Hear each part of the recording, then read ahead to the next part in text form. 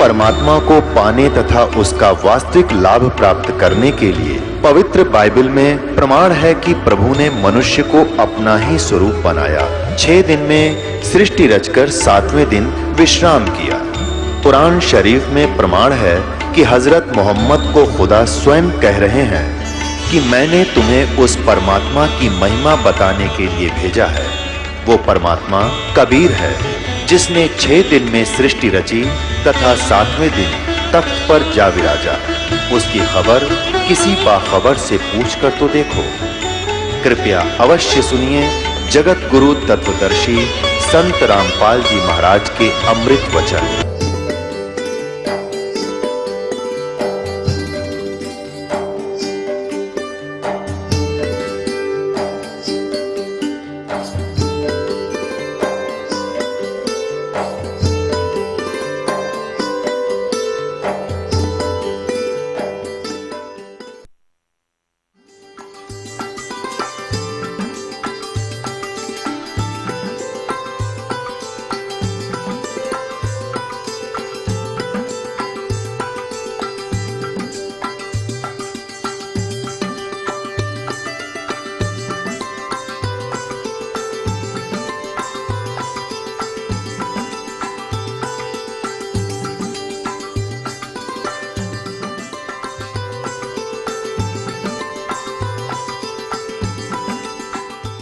अमरनाथ कैसे बना। अब पार्वती से शंकर भगवान ने कहा कि ये ना सोच के मैं तुझे प्यार नहीं करता था, तू मर जाती थी, तेरी मृत्यु होती थी, मैं बहुत रोता था, टक्कर मारता रहता था तेरे वियोग में। तब पार्वती जी ने कहा कि हे भगवान, और साथ में ये भी शंकर भगवान ने कहा कि ये सभी सिर तेरे, ये जो टांग रखे हमने, तेरे सिरों की माला बना रखी है,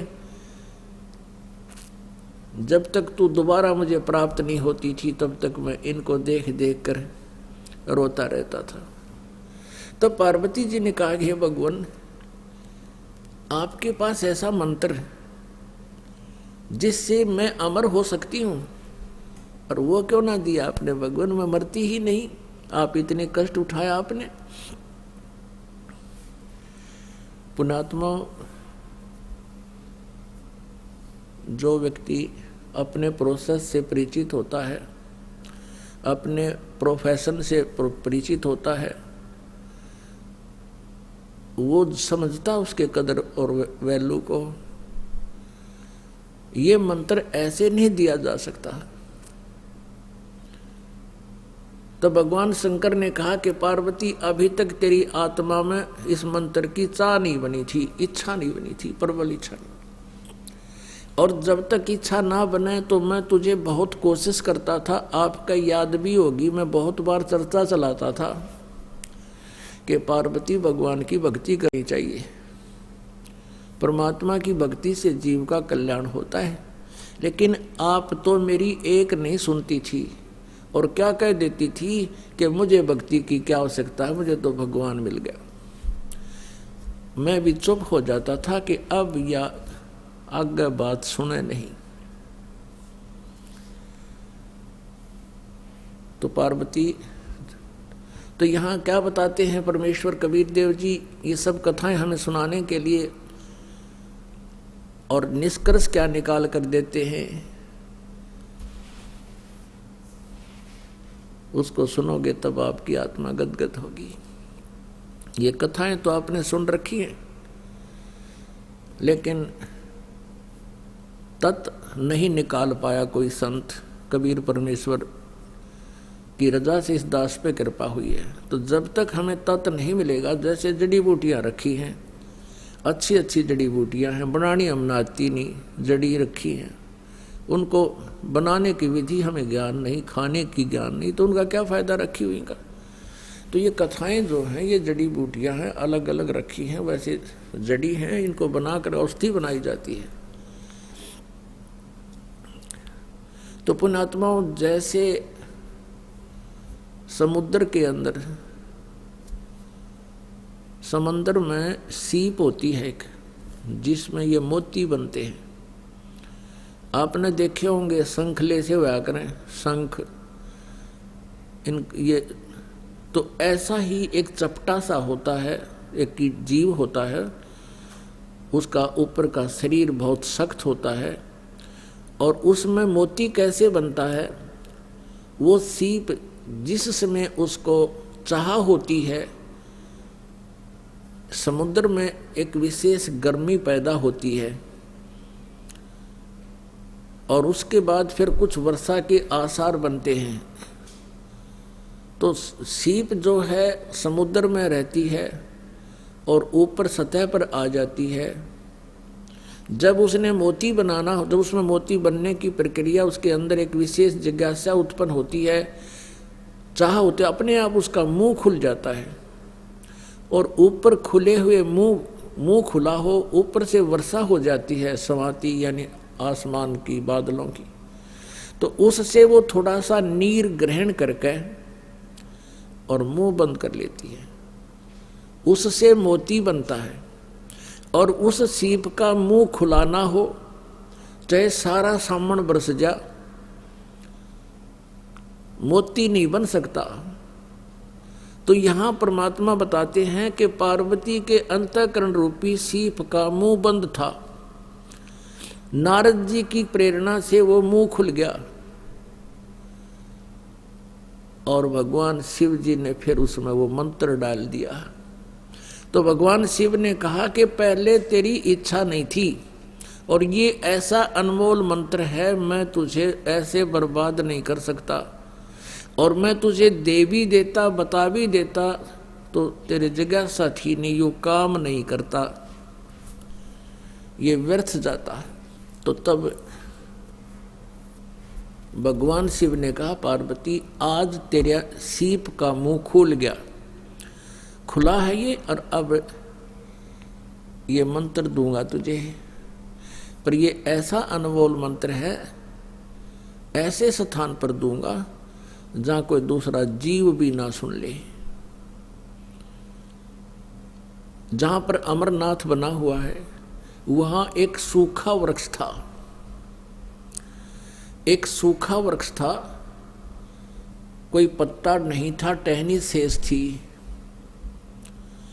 और वहां जाकर उसके नीचे बैठ गए भगवान शंकर और पार्वती। भगवान शिव जी ने हाथ से 3 ऐसी जोर जोर से ताली बजाई, इतनी आवाज हुई कि आसपास, इतना भयंकर नाद हुआ कि आसपास के कोई पक्षी वहां पर था वो उड़कर भाग गया। और कहीं अंडे भी थे आसपास के वृक्षों में, वो भी पक्षी बनकर उड़ गए। उसी वृक्ष की खोगर में एक थोथे स्थान पर में जो वृक्षों में हो जाता है, उसमें एक मादा तोते ने अंडे दे रखे थे। जो समस्त अंडे थे वो तो पक्षी बनकर उड़ गए। एक गंदा अंडा था वो शेष रह गया। भगवान शिव पार्वती जी को वो मंत्र सुनाने लगा। पुण्यात्माओं, आपको पता चलेगा आप कितने पुण्यवान हो। वो जो मंत्र पार्वती जी को मिला वो मंत्र आप जी को मिल रहा है। इसके बीच में ये किसी को न मिला, केवल कबीर परमेश्वर जी ने कुछ एक पुण्यात्माओं को दिया था।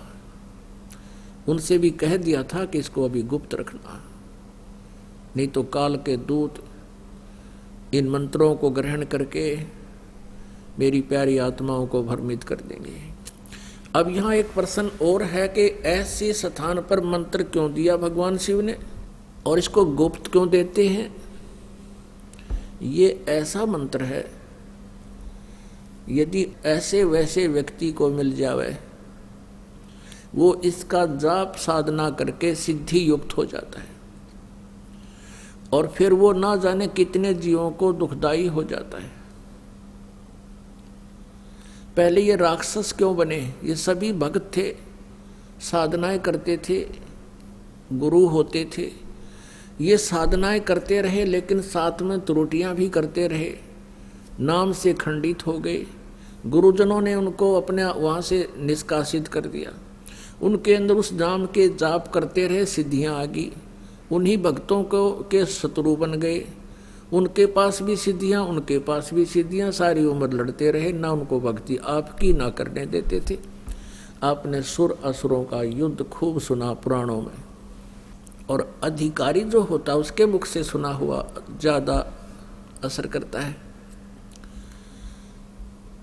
तो वहाँ पार्वती जी को भगवान शिव ने वो मंत्र दिया। अब जो ही वो पार्वती जी को भगवान शिव जी कमलों की सतीथि बता रहे थे कि मूल कमल में गणेश जी का वास है। हमारा ये शरीर, कबीर परमेश्वर जी ने ये सब ज्ञान हमें दे रखा है, उसी का कुछ आंशिक ज्ञान शिव जी को था, क्योंकि उनको भी परमात्मा आकर मिले थे, उनको ज्ञान दिया था। तो हमारा ये जो बॉडी है, शरीर है, प्रत्येक प्राणी, मनुष्य का, स्त्री या पुरुष का, तो इसके अंदर चैनल लगे हुए, चैनल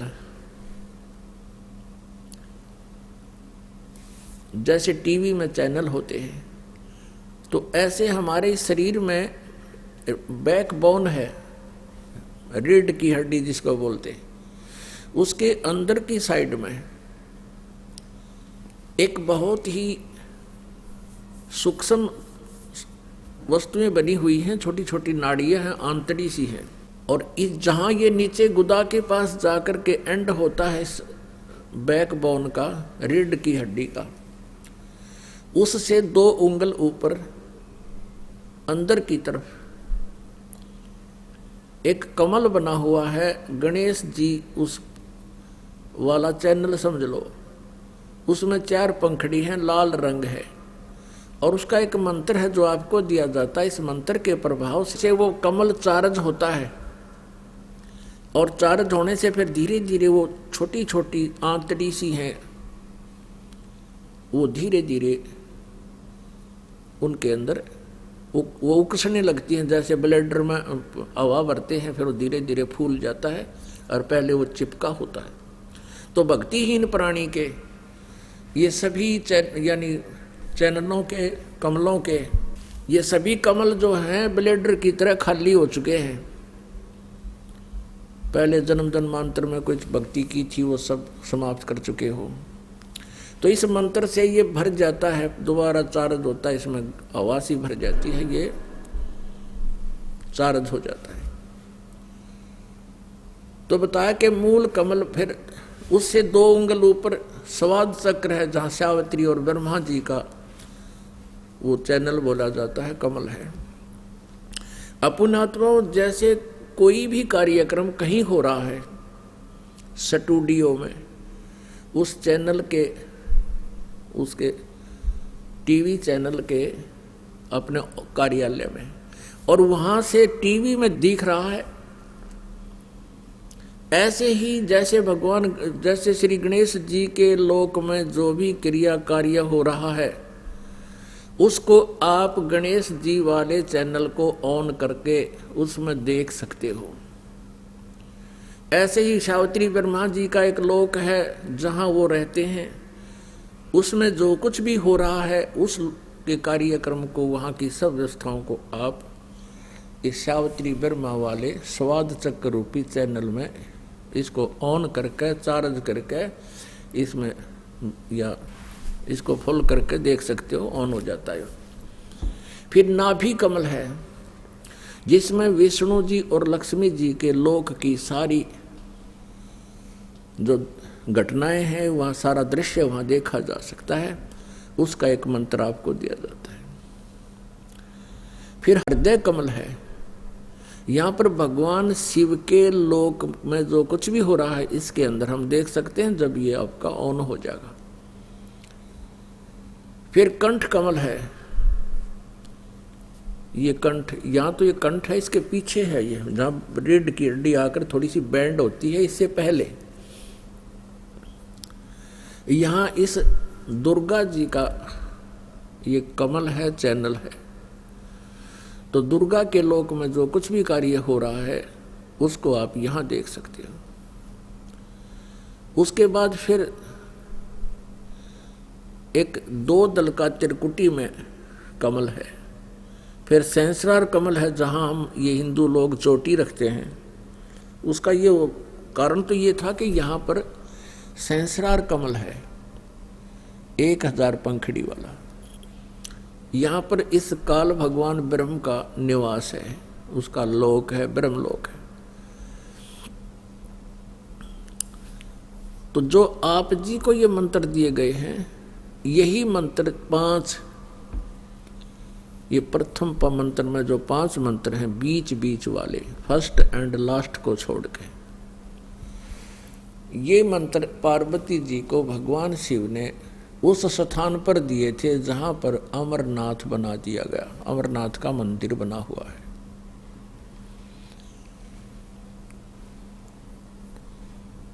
पुण्यात्माओं, पार्वती जी को वो मंत्र मिले, तड़फ के साथ वो जाप करने लगी।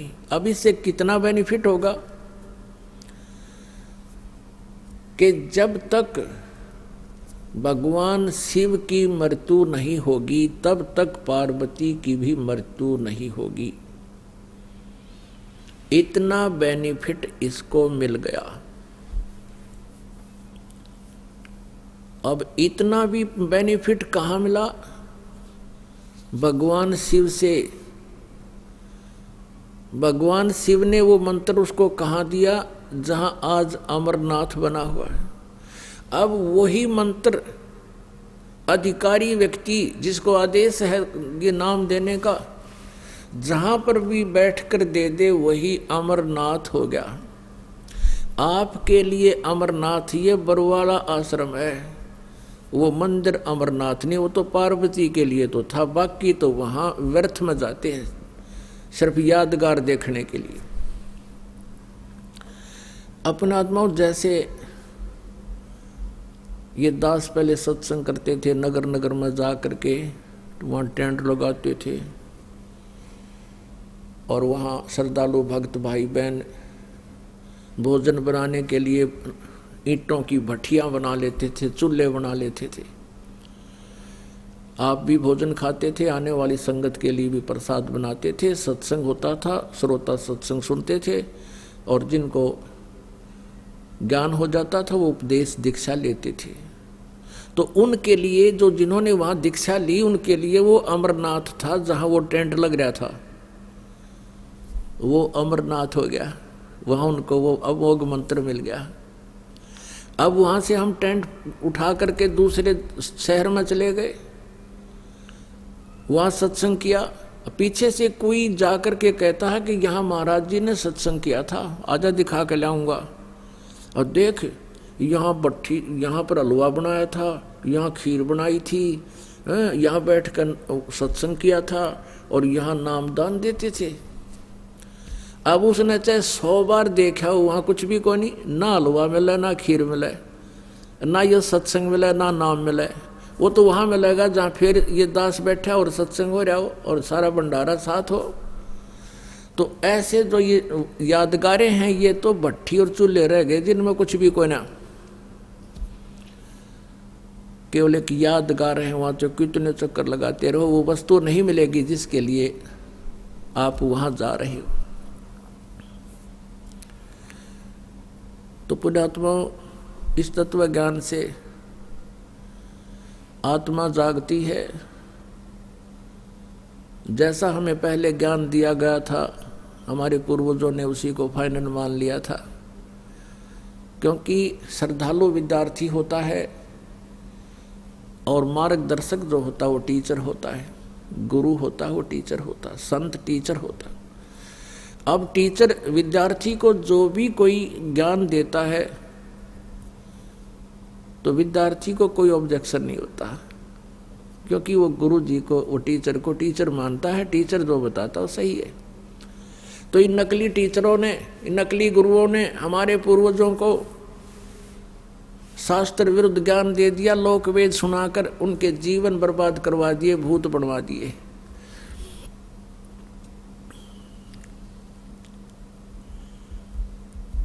अपनात्माओं आपको थोड़ी सी वो अमर वाणी सुनाते हैं जो परमात्मा कबीर जी ने आदरणीय गरीबदास साहिब जी को ये ज्ञान उसके अंतःकरण में फीड कर दिया था। इसको सुनकर बड़ा आनंद आता है। शंखों दे धरी तन योनी, नौ तत के का बीज न भूनी, मोक्ष मुक्ति का लखा न भेवा, ब्रह्मे पुत्र व्यास सुखदेवा। अब सुखदेव ऋषि की उत्पत्ति कैसे हुई, इसका भी इसी से संबंध है। अब जैसे पार्वती जी को मंत्र देने के लिए स्थान सेलेक्ट किया था भगवान शिव ने, एक सूखा वृक्ष तरवर, उसके खोगर में एक मादा तोते ने अंडे दे रखे थे। एक अंडा गंदा था, बाकी स्वस्थ थे वो तो उड़कर चले गए पक्षी बनकर। और एक अंडा जो गंदा था उसी में पड़ा रहा। भगवान शिव ने पार्वती जी को ये मंत्र सुनाना शुरू कर दिया कि मूल कमल में गणेश जी है, इसका ये जाप कर। भगवान बोलकर सुना रहे थे, शंकर जी पार्वती जी साथ बोल रही थी। फिर कह रहे थे कि दूसरा मंत्र ये बोलो, ये सावित्री ब्रह्मा का मंत्र है, ये जाप ऐसे ऐसे करो। जितनी बार भगवान शिव बोल रहे थे ऐसे पार्वती बहुत एकाग्रचित से सुन और बोल रही थी और कह रही थी हाँ जी आगे चलो।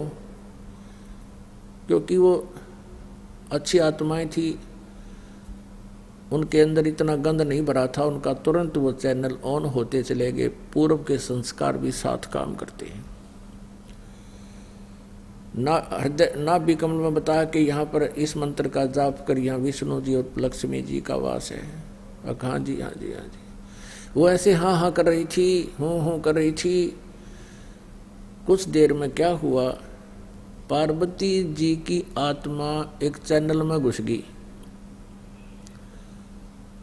अपनी आत्मा आपने देखा होगा, ये ऋषि जो रोग हजारों वर्ष बैठे रहा करते थे, ये मन टेकन ना दे। इस प्राणी ने 10 मिनट आप भक्ति करते हो, मंत्र करते हो, 10 मिनट भी ना टेकन देता। कभी इधर भागता, कोई ऐसी बात याद दिवा देगा, छोड़ मंत्र, ठा मोटरसाइकिल उड़ो जाओ खड़ा हो बनवाने। तो ये बैठे क्यों रहते थे? ये पुण्यकर्मी प्राणी थे, पिछले संस्कार इनके अच्छे थे। तो ये जब साधना करने लगते थे, इनका पूर्व संस्कार से कोई चैनल ऑन हो जाता।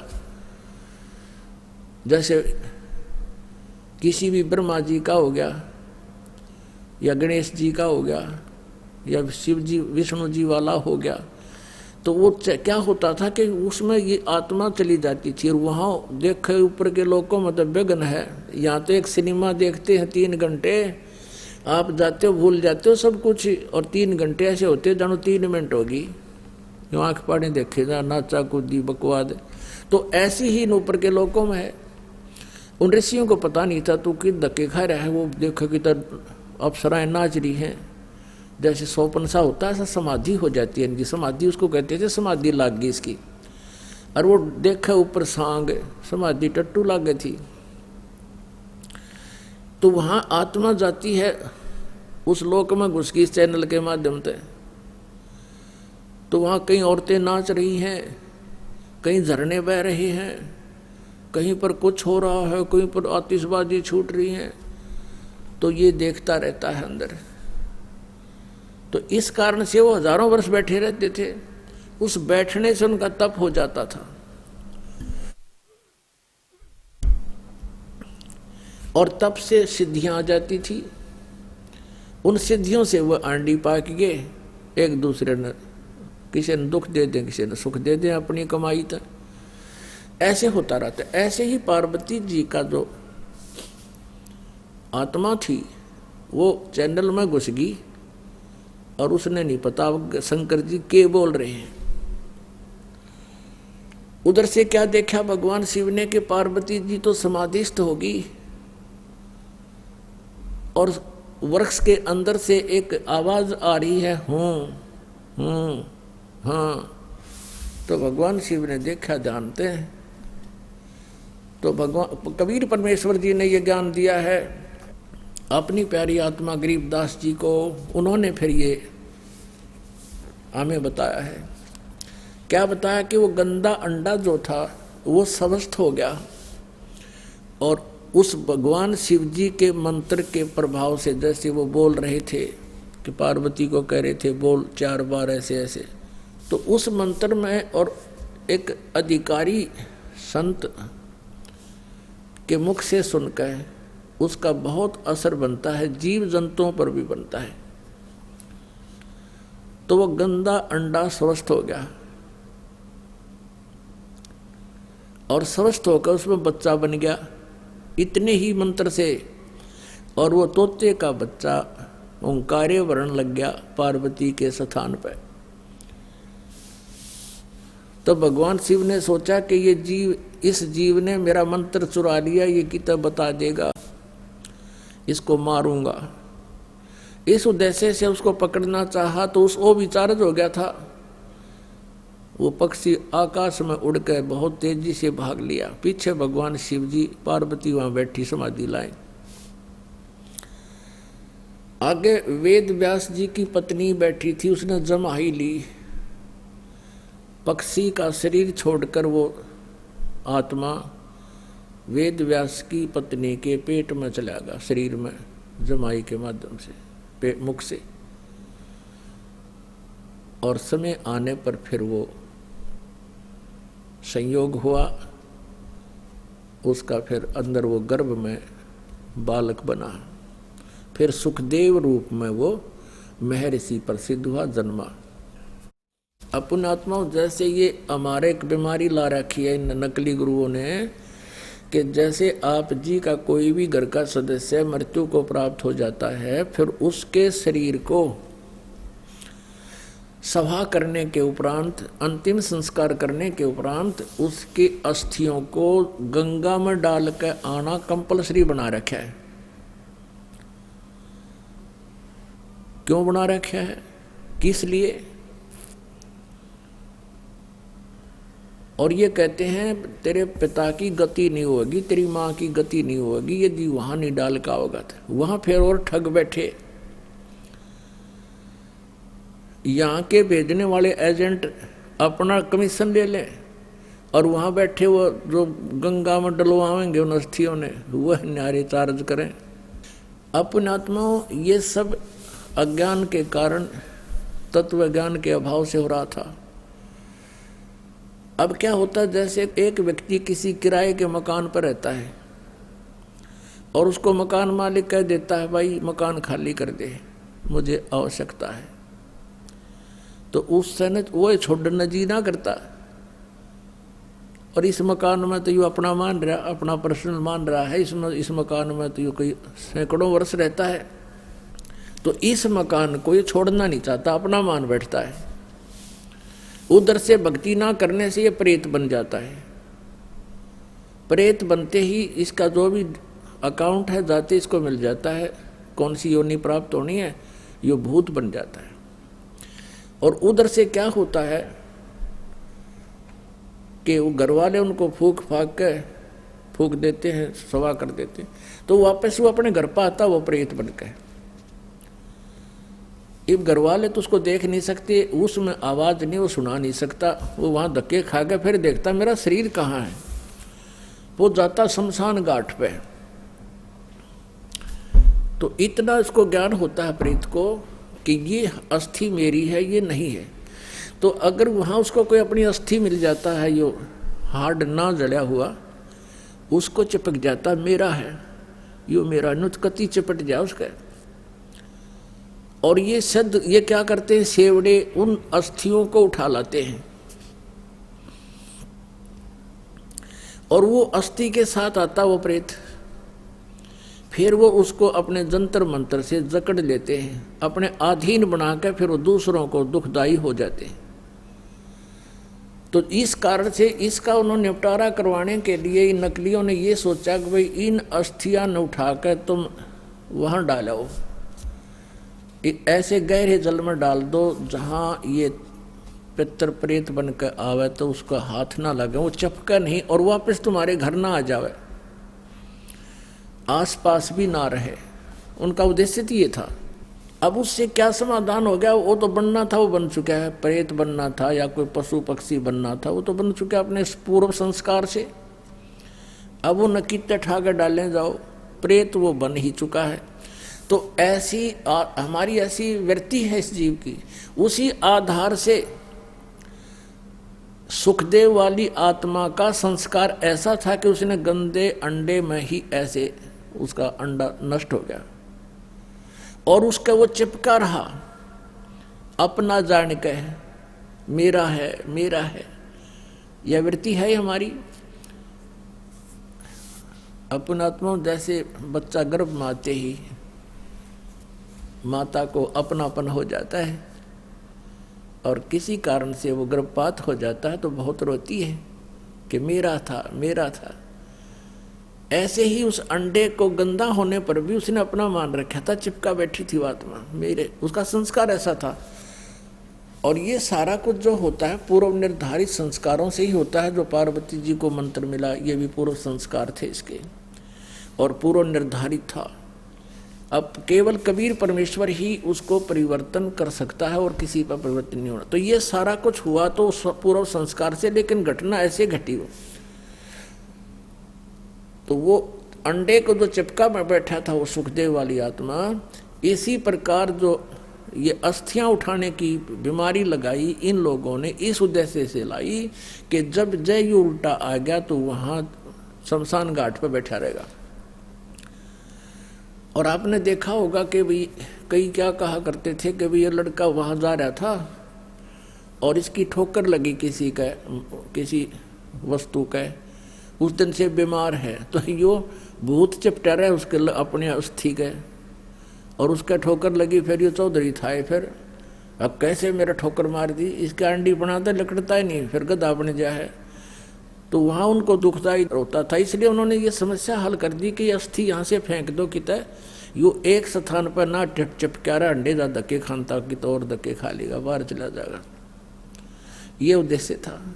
और पुण्यात्माओं कहते हैं यदि आप पूर्ण परमात्मा की भक्ति करते, सतगुरु की संगत करते, ना तो आपने भूत बनना, ना अस्थियां उठाने की आवश्यकता।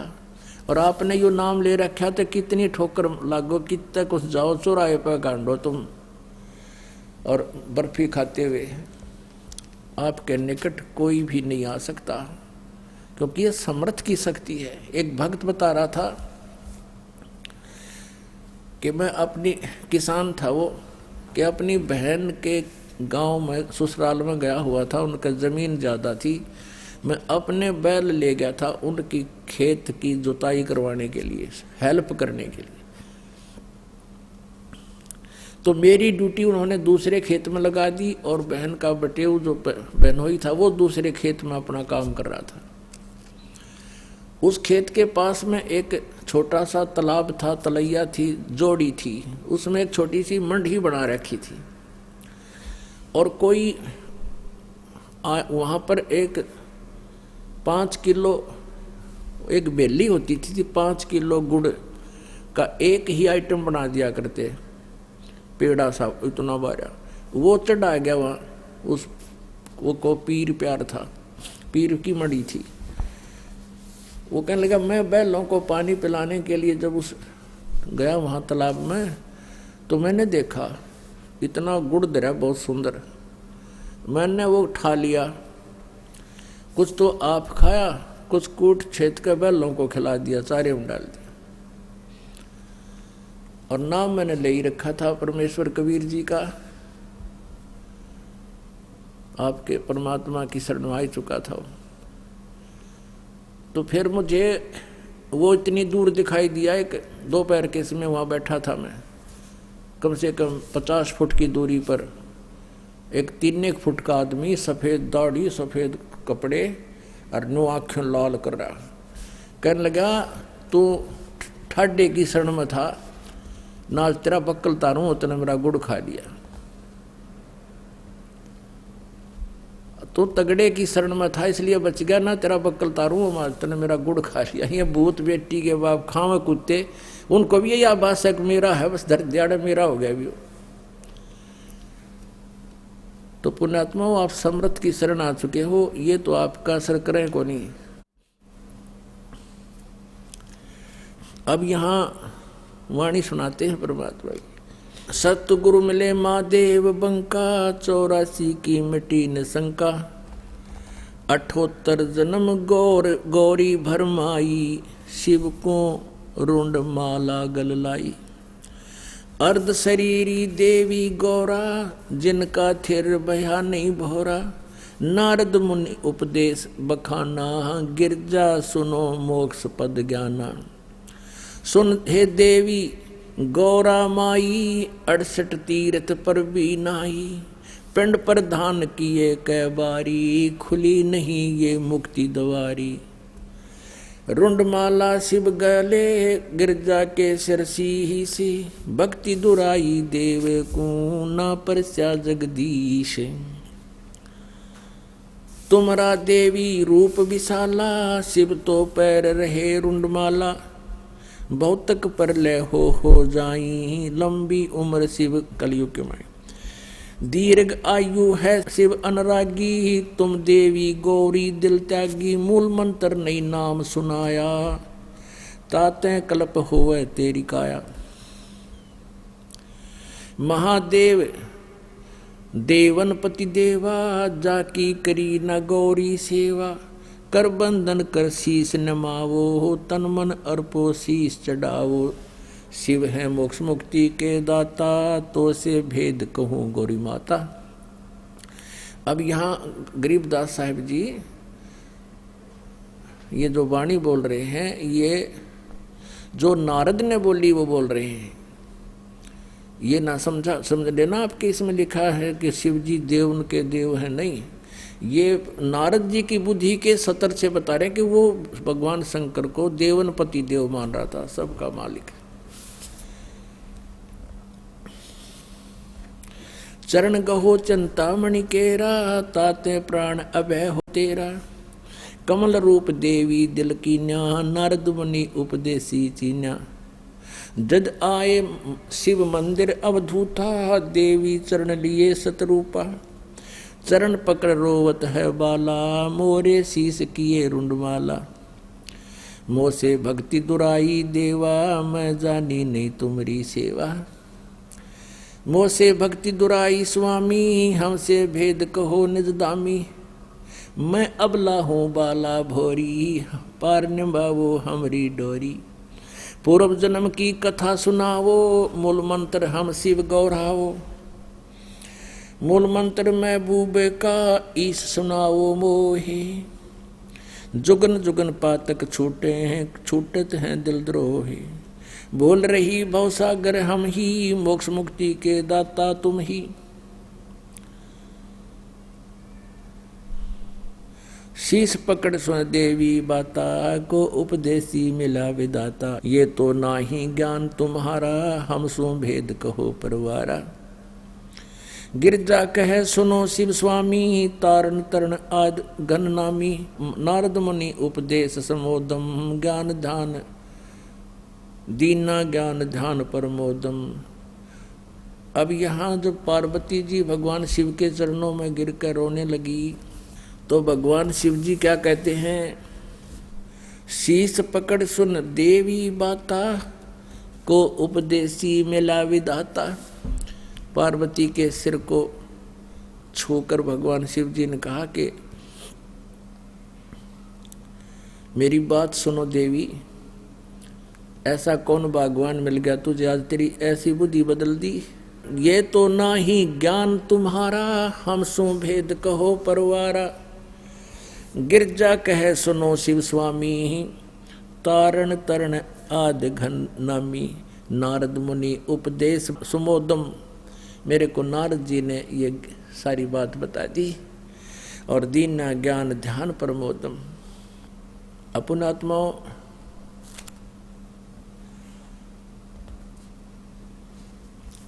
क्या बताते हैं भगवान शिव जी?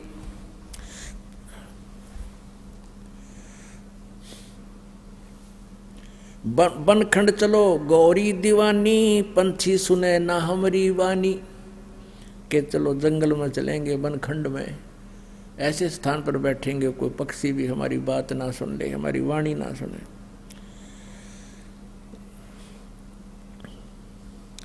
जहां एक सूक्या तरवरता क्या, शिव को आसन तहां वहां राख्या। जहां एक गंध अंड तिस माही, जिस जानत है समृत साई। बनखंड चलो गौरी दीवानी, पंछी सुने ना हमरी वानी। जब शिव कर से लाई तारी, उड़ गे पक्षी नर और नारी। अब क्या बताते हैं, आसन पदम लगाओ गौरा, मेर दंड सूदा कर भौरा। अब कहते हैं आसन पदम लगा पार्वती, और मेर दंड को, मेरुदंड भी कहते हैं इसी को, बैकबोन को, रीढ़ की हड्डी को, कि इसको सीधा कर ऐसे।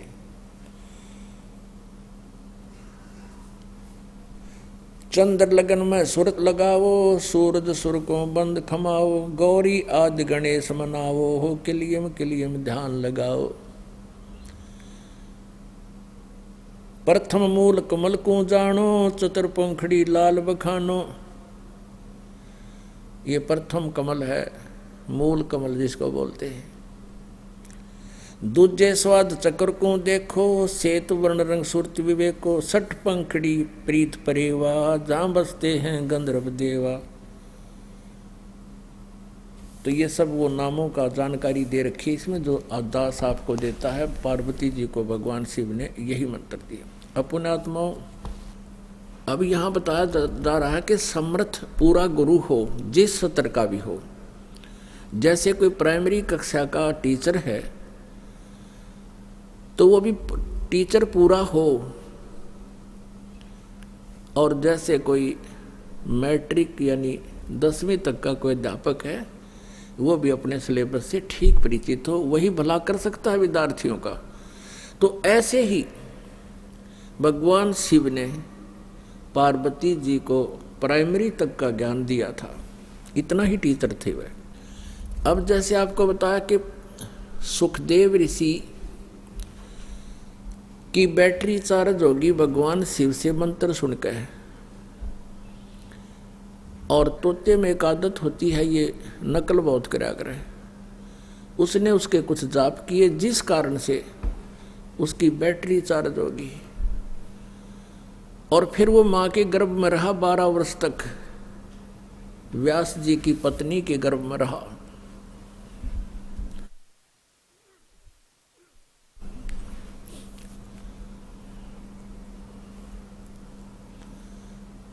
उधर से ब्रह्मा विष्णु और शिव जी को चिंता बन गई कि अभी 9 महीने के अंदर बच्चे का जन्म हो जाना चाहिए, और व्यास जी की पत्नी के गर्भ में सुखदेव है, वो आत्मा है एक, वो अभी बाहर नहीं आया है। और ये तो एक परंपरा बिगड़ जाएगी यदि माता गर्भ में, ये तो 9 महीने में दुखी हो जाती है बच्चे को 9 महीने गर्भ में रखने में ही। 12 वर्ष तक माँ के गर्भ में बच्चे रहेंगे तो बहुत परेशानियां हो जाएंगी, परंपरा बिगड़ेगी। भगवान शिव गए फिर बाद में कि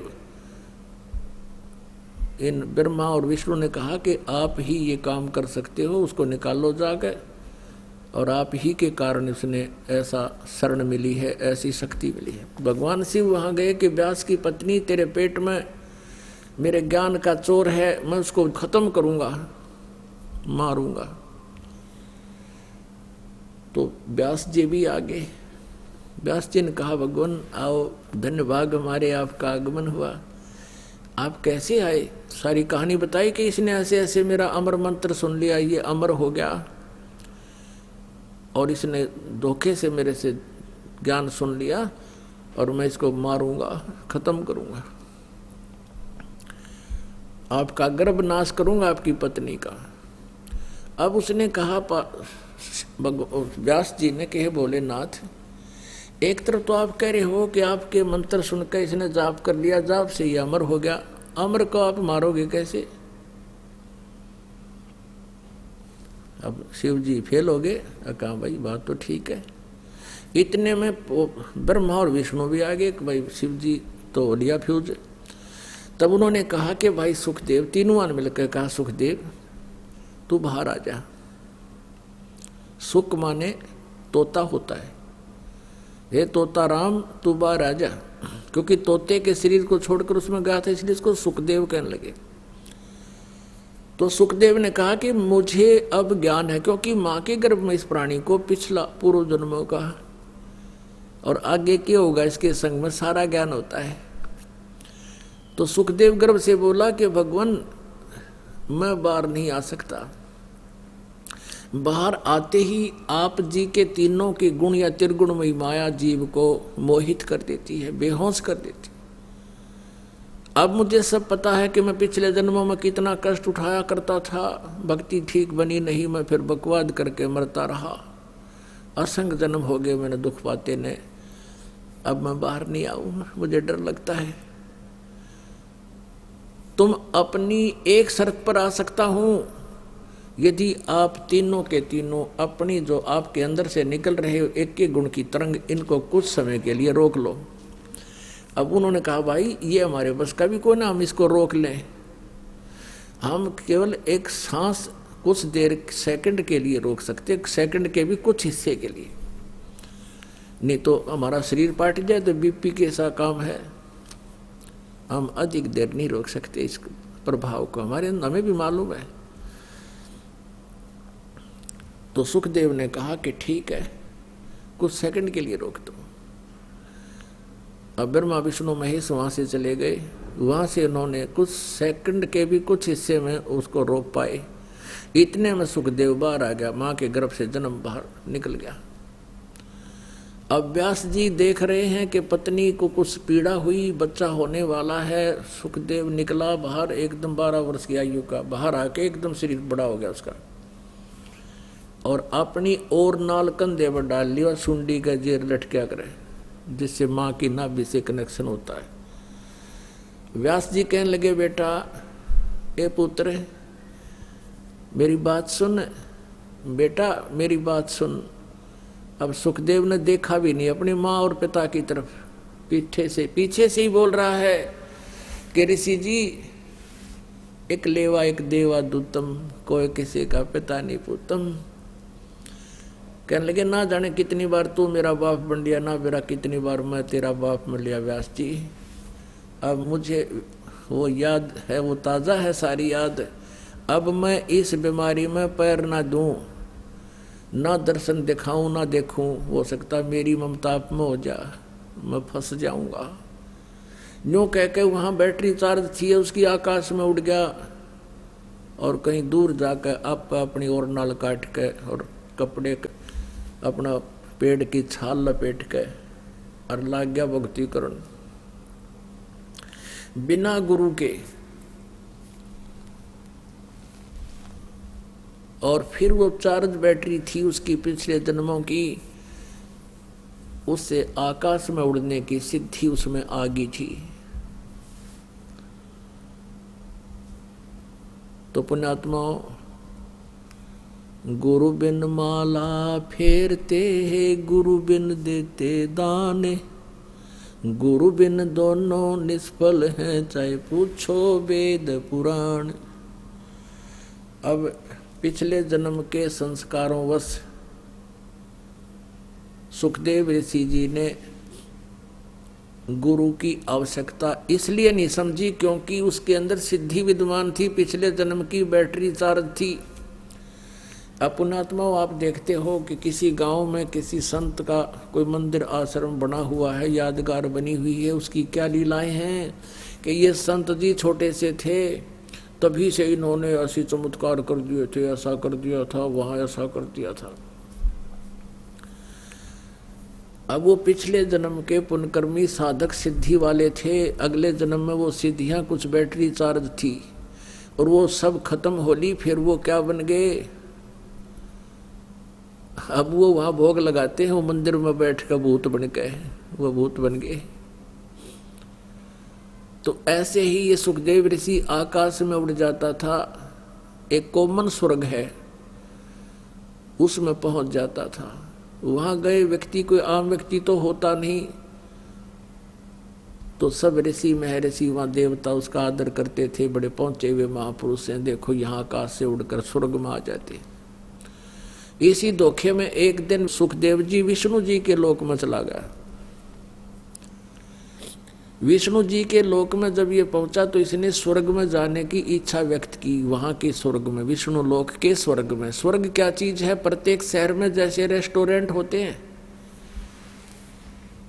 आजकल समझना बहुत आसान है, जैसे प्रत्येक शहर में सरकारी ये बने हुए हैं टूरिज्म, तो वहां केवल अधिकारी ही जा सकता है, अन्य नहीं जा सकता, उनमें रुक नहीं सकता। तो ऐसे उसने जाके अंदर जाना चाहा विष्णु के लोक वाले रेस्टोरेंट में, स्वर्ग में। वहाँ के नौकरों ने, पहरेदारों ने, पार्षदों ने पूछा, ऋषि जी आपका गुरु कौन है? अर्थात आप कौन से महकमे में अधिकारी हो? तो उसने कहा मेरा कोई गुरु नहीं है। तो उन्होंने कहा, पार्षदों ने, सेवादारों ने, कि आप प्रवेश नहीं कर सकते स्वर्ग में। भगवान विष्णु जी का आदेश है कि जो गुरु नहीं है, जिनका गुरु धारण नहीं कर रखे, हर गुरु भी अधिकारी हो, तब तक आप इसमें प्रवेश नहीं कर सकते। उसने जिद कर ली कि तुम अपनी बात बनाते हो, भगवान का आदेश नहीं हो सकता। मैं वहां भी जाता था, कोई नहीं रोकता था। उन्होंने कहा जी वहां नहीं रोकते होंगे, पर यहां रोका जाता है। तो कुछ देर के बाद उसने कहा मुझे विष्णु जी से मिलाओ। अंडी पाक के गया था वो तो यूं कि भगवान विष्णु मुझे सीने से लगाएंगे और कहेंगे वाह वाह ऋषि, देखो कहाँ से उड़कर आकाश में उड़ के आ गया। यूं आना को आम व्यक्ति थोड़ा आ सकता है, उसकी अपनी सोच थी। पार्षदों ने जाके भगवान विष्णु से कहा कि हे भगवान, एक सुखदेव नाम के ऋषि आए हैं और वो प्रवेश करना चाहते हैं रेस्टोरेंट में, यानी स्वर्ग में। आपका क्या आदेश है? विष्णु जी ने कहा तुमने रोका क्यों उसको? कि जी उनका कोई गुरु नहीं है। तो भगवान विष्णु ने कहा फिर ठीक है, फिर नहीं प्रवेश करने देना। तो पार्षदों ने कहा, पहरेदारों ने कहा, भगवान वो जिद लगाए बैठा है कि मैंने तो प्रवेश होना ही, या गुरु विष्णु जी से कहलवा दो, जैसे आपकी आज्ञा। विष्णु जी बाहर आए अपने महल से। सुखदेव जी ने तो ये सोचा था भगवान बड़े खुश होंगे, सीने से लाओगे। और भगवान विष्णु ने बाहर आते ही कहा कि ऋषि जी यहाँ किस लिए आए तुम? पुणात्माओं, सामने वाले के बोली से पता लग जाता है ये किस भाव से बात करे। तो सुखदेव जान गया भगवान का मूड ठीक नहीं। तो कहा कि भगवान मैं स्वर्ग में कुछ समय रुकने के लिए आया था, इन्होंने आपको क्यों तो भगवान ने कहा विष्णु जी ने कि क्यों रोक दिया तेरे को, इन्होंने अंदर प्रवेश क्यों नहीं होने दिया? कि ये कहते हैं तेरा गुरु नहीं है, इसलिए प्रवेश निषेध है। तो भगवान विष्णु ने कहा कि ऋषि जी क्या आपने कोई गुरु नहीं बना रखा? नहीं जी, मैंने कोई गुरु नहीं बनाया, मुझे आवश्यकता ही नहीं है। तब भगवान विष्णु ने कहा कि ऋषि जी ये तेरी महान भूल है। जब तक आप गुरु नहीं बनाओगे आपका पिछले संस्कार समाप्त हो जाएंगे, भविष्य का कुछ बनेगा नहीं, आपको बहुत हानि होगी। और ये हमारा नियम है, बिना गुरु के नुग्रे व्यक्ति को यहाँ आना भी अलाउड नहीं है। तो आ भी गलत गया। तब उसने समझ लिया भी भगवान ने कहा आदेश हो गया, अभी तो फाइनल बात है यार।